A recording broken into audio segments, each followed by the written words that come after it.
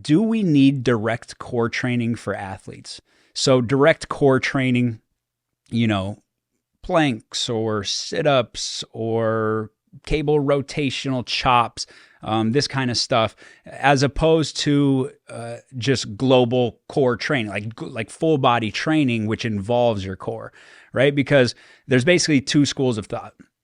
One school of thought, and this is the most popular, especially with athletes, your core is already being trained, right?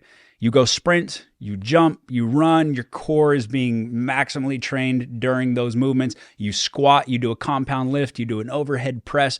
All of those things are training your core. So you don't need direct core training.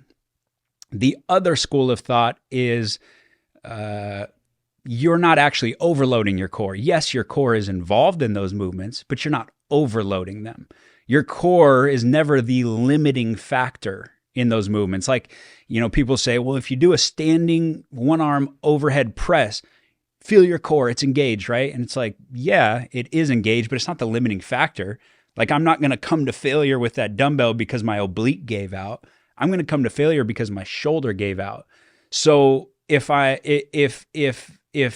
oblique is not the limiting factor of the exercise, I'm not truly overloading the oblique, but I could truly overload the oblique with direct core training, like a heavy side plank or cable rotation or something like that.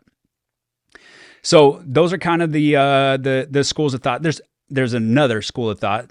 Number 3 is that core training is not only a waste of time, it's actually detrimental because it makes you lose, I guess, rotation. If you're doing like anti-rotational work, right? A plank, a side plank, any isometrics, a Pallof press. Some people will say that actually ruins your rotation and it makes you stiff. And the old school thought of it as like when you're running, you want to stay, level and the shoulders don't dip and the hips don't dip. And we know that that's crazy. Obviously, rotation is going to drive movement. So we want to be able to rotate, right? Watch Usain Bolt sprint. There's a lot of rotation going on there. And in the old school, like I remember the commentator, I think it was Michael Johnson, actually, who was also a legendary sprinter, but he was commentating on Usain Bolt's running form, and he was like, yeah, there's so many inefficiencies, like he rotates too much, you see the shoulders dropping. He didn't realize like that's actually Usain Bolt's superpower, right? If you took away that the shoulders dropping and the rotation, then he would not have all of the records. And so rotation is a huge part of athletic movement. So then people say, well, if you do an anti-rotational hold, like a Pallof press, you're going to ruin your ability to rotate. Okay, so those are the 3 schools of thought. It's important to understand the arguments of each side. And the answer for me is every side has a point, every side is right, and every side is wrong. And context matters, right? So yes, the core is probably not being fully overloaded just through your compound lifts. Like I said, if you're doing that overhead press, your core is never what gives out. If you're doing a back squat, maybe your lower back gives out and yeah, that's your core, but like, are your front abs giving out before your legs? Doubt it. Are your obliques giving out before your legs? I doubt it. Sprinting is the core the limiting factor? Do you come to failure because the core is just so tired? No. And so if you want to strengthen those muscles, then at some point, some direct core training where those core muscles are the limiting factor is probably a pretty good idea. Now, will this make you more athletic? Will side planks and front planks and V-ups and sit-ups, are they going to make you more athletic? I don't think so. I don't think that's how it works. I don't think there's a huge benefit athletically, but I think if you want to do it and you want to have a more ripped six-pack, then yeah, I think you can do it. Obviously, what matters for a ripped six-pack, first and foremost, is going to be your diet. You have to be low body fat to see the abs, right? But at the same time, you can make those abs pop. You can make those obliques pop. Just like any other muscle, they will grow.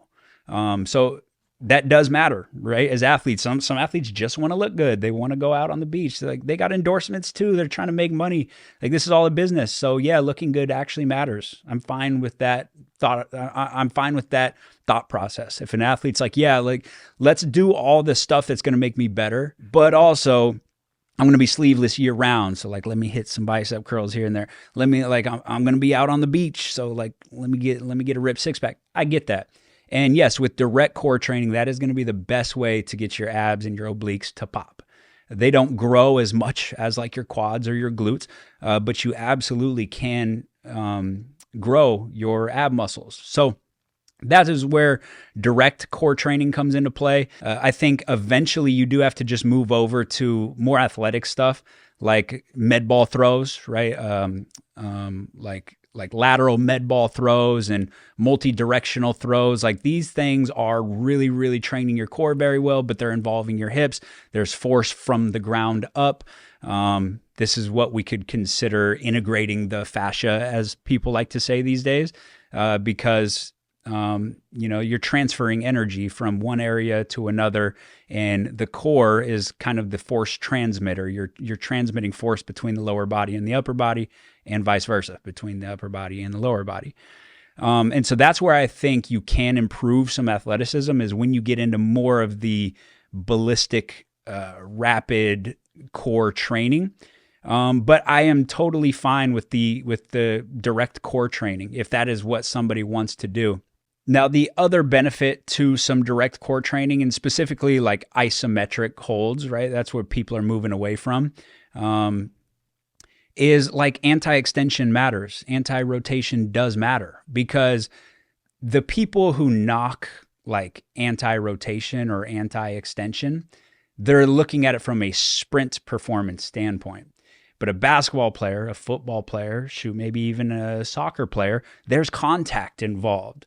And so if I'm in the post and I'm getting hit, somebody is hitting me in the chest, I need anti-extension strength. I don't want to fly into lumbar hyperextension, right? Because then I'm out of position. I'm out of the play. And so a lot of that is lower body. Some of that's going to be upper body, but a lot of that is going to be core, right? And so if I'm driving to the basket and I get hit in one shoulder, do I fly into rotation, or do I have that anti-rotational strength to just stay on my path, stay on my line? Like, Steph Curry has talked about that being one of the huge separators in his career, is his work in the weight room that has helped him be able to stay on path, to not be knocked out of his postures, to not be knocked off his path. So I think it is really, really important. Like, your ability to defensively wall up, I do think you need some anti-extension core strength. And so like a heavy, like a weighted plank is a good thing to do there. A barbell rollout is a good thing to do there. I'm cool with like some anti-rotation stuff, some pal-off presses. It's just important that you understand, like, you're not doing a pal-off press so that when you go sprint, you limit rotation. That was like the initial mechanism, is like, oh, people are over-rotating when they sprint, so do this pal-off press to get more stiff and to get more rigid and keep everything more stable. That's the wrong mechanism. But then once you attack that mechanism and you go, that's the wrong mechanism, you throw the baby out with the bathwater. You don't have to throw out the exercise completely, because there's other mechanisms that actually make sense. Like, yeah, I get hit in one shoulder. I don't want to fly into rotation. So having the ability to have really good anti-rotational strength doesn't take away from your ability to rotate. The only way that is the case is if you like completely stopped running and doing anything athletic, and you stopped rotating and you stopped throwing med balls, and all you did for like hours in the gym was like hold an anti-rotational press. But like 3 sets of 8 anti-rotational press is going to completely somehow neurologically just ruin you? No, that's not enough of a stimulus compared to you going out and running and throwing med balls and doing rotational stuff. So there is a scenario where you get a little bit of the best of both worlds. You still have the ability to rotate, but you also have the ability to decelerate rotation or to resist rotation when needed. So overall, wrapping up that question, I would say that I do much less direct core training than I once did. At one point, it was like a huge thing for me, like 3 days a week. We need like 30 minutes of core. I don't think we need that. I think that you can do, you could throw in a set at the beginning, at the end of your warm up, even sometimes you throw in one set, it increases your core temperature. It's actually really good to get you sweating. It's just some core work. So I actually like it in a warm up. Or maybe as a burnout, a finisher, like guys like to leave the gym feeling like, okay, I worked my abs, right? There's something to, just feeling that burn, in your core. So I just wouldn't waste too much time here. I think, one exercise, a couple sets at the beginning of each workout, maybe 3 days a week. I think that's going to be plenty for you. So as always on this podcast, it goes back to context.